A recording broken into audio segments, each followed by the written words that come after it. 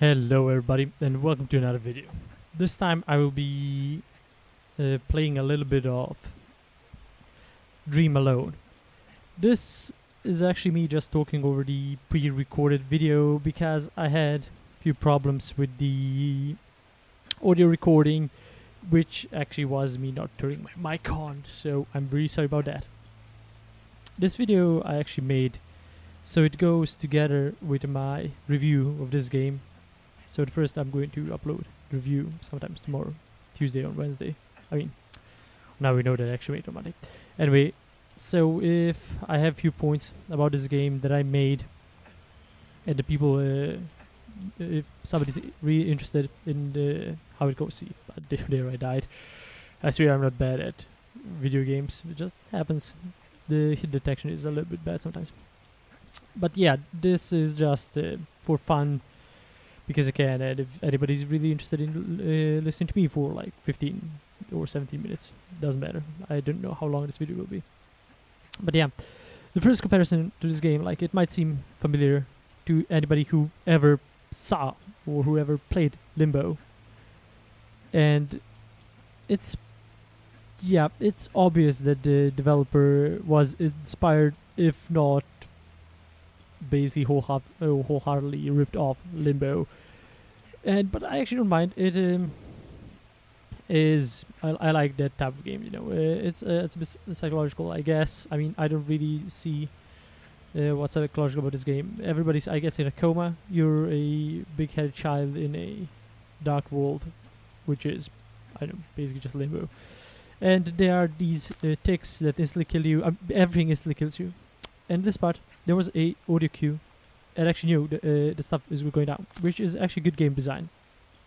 And again, you know, as a player, I was prepared for the dangers that occur. But the problem is, this game doesn't do that all the time.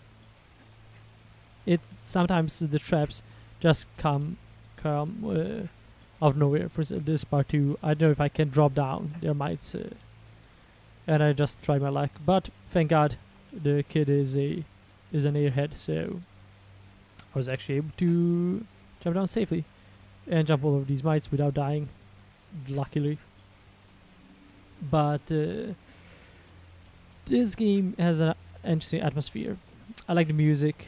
The developer obviously did it with love. I mean, besides the fact that it's not that original, but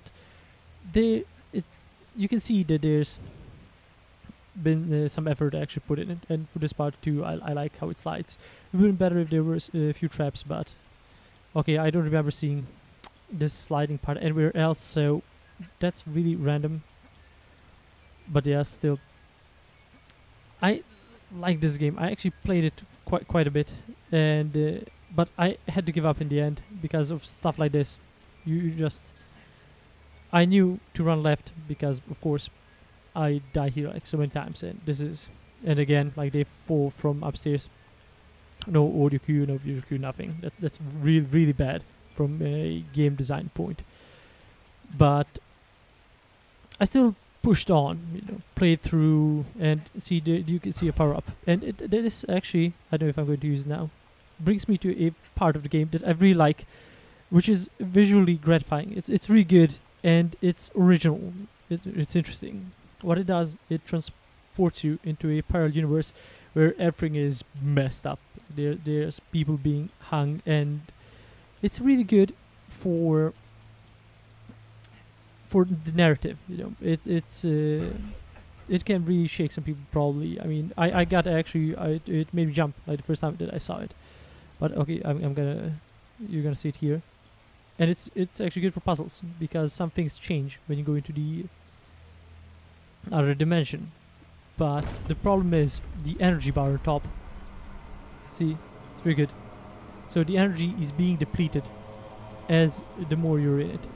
And it's really spooky. It's actually really interesting, and I like it. But the bar does not replenish itself. Like, it replenishes only when you collect those light globes. And for instance, you see this part on the left side. If I didn't push it fast enough, if I just been just on the other side for 2 more seconds, I would have been stuck there. And there's no way to pass without dying. And it's, in my opinion, that's really, really, really bad. Because it's not even trial and error. I didn't know. Oh, and again, mites. But this time I actually heard they're going to fall down. I didn't know that I have to go fast, because there was nothing like, oh, you know, you're not gonna have enough of the. It did say it's not for a long time, but still. And I think I died like 2-3 times, like while I was playing this game. I mean, I replayed it like that many times anyway. But yeah, here again, you're using the thing. It looks really interesting. Works with a puzzle,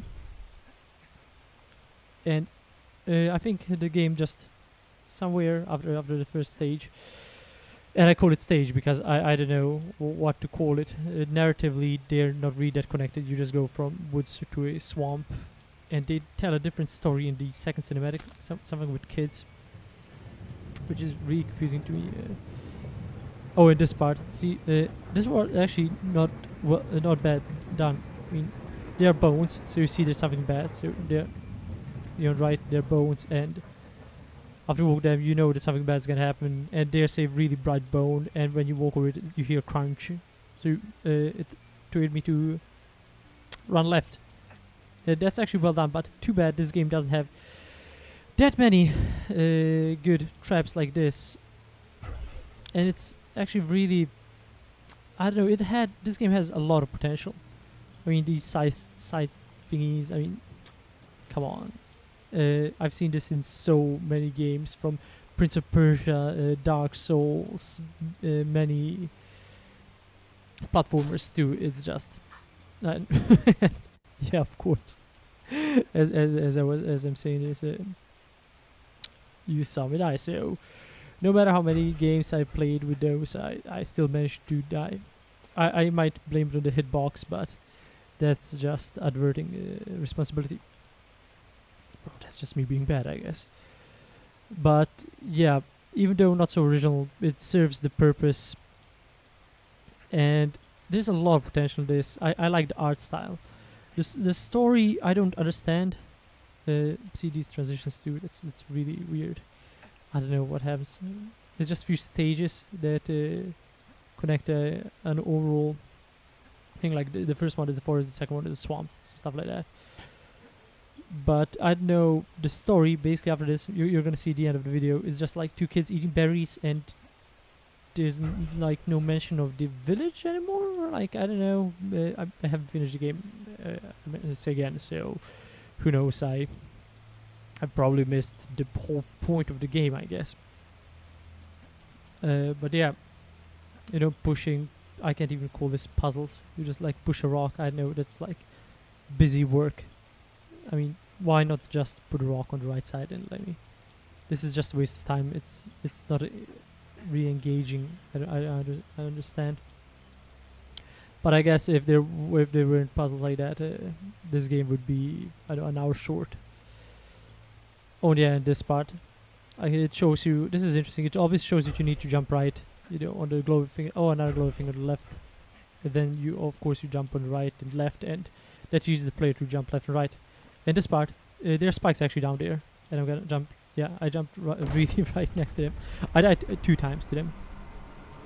And see this part with the axe again. You go to the ghost realm, spooky. You know, people impale everything.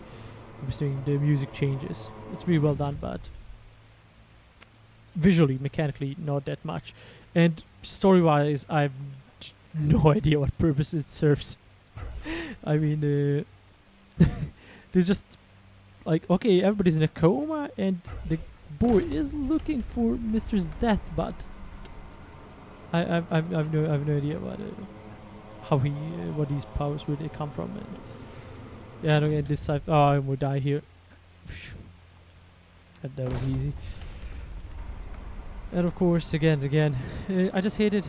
I think I die like in a moment, something like that. At one point, I die because it takes a long time for the screen actually to change to the other world, which is really annoying if you just need to do it fast.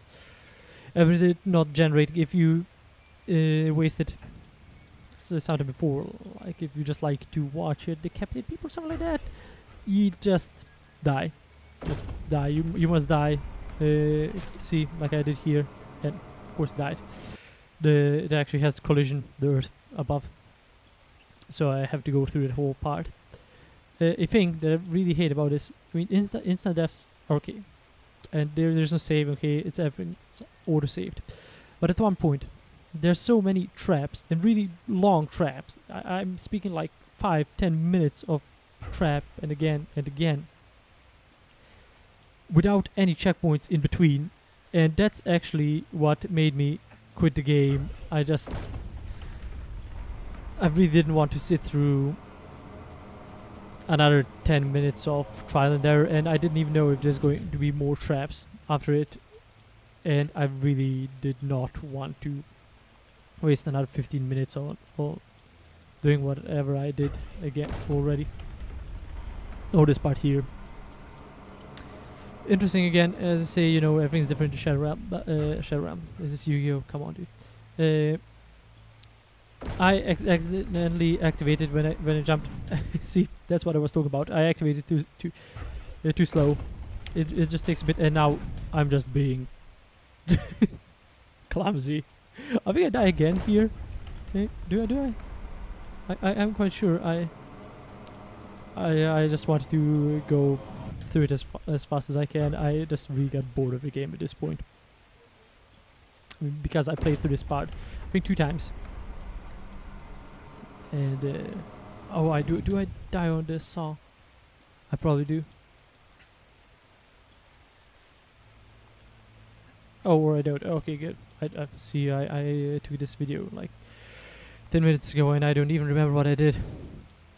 But I think after this soon is going to be the part that reminded me the most of Limbo, and that's the part where I was like, oh, come on, dude. Like, it was, I mean, inspiration is okay, you know, and maybe I'm being unfair. There's probably other things like this in many games. See, a huge spider, and it's grabbing for you, and oh, come on.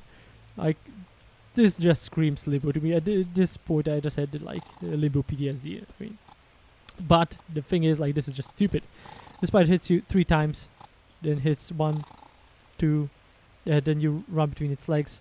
Hope that the collision doesn't screw you up like it does me. Like here, I think I died 3 times here, and it's really silly because you just have to remember maybe by the background where it stands, so you don't get hit by the left or right leg, because it just instantly kill you no matter where you touch it.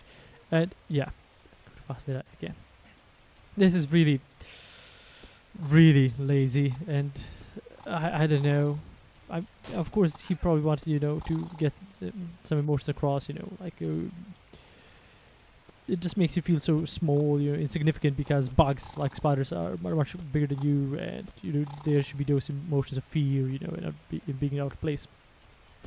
But I already saw that, and probably I don't know the demographic that would play this. Oh, a cinematic. This is supposed to get you scared, I guess, which is like, it's not connected to the first story at all. Look, a witch, a little boy and a girl, she gives them something to eat and they become demons.